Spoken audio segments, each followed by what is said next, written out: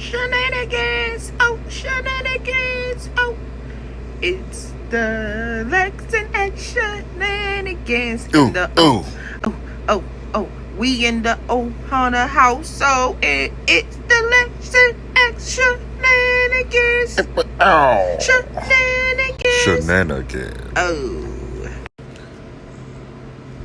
Oh, y'all, this is a good one. Living in DC be like the bus say it comes at 3:02, but really it comes at 4:15. Living in DC be like, oh shit, the bus is actually coming on time. Somebody must have got a raise.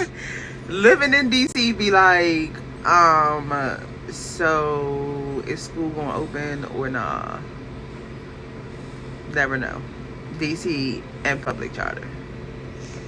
Living in DC be like, yeah, you ever been to a place where the bus drivers get paid less if they're late and paid less if they're early? Living in DC be like, so are we in Maryland or are we in DC? Because I just crossed the street and I'm now in Maryland.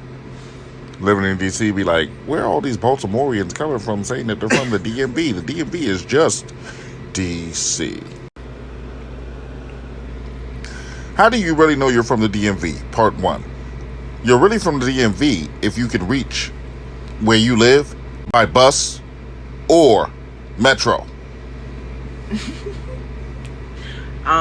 You really know you live in the DMV when every corner you go to, there's a carryout. You really know you live in the DMV when they sell Mambo sauce in your grocery stores and your gas stations and Tiger Marts and everywhere on the street.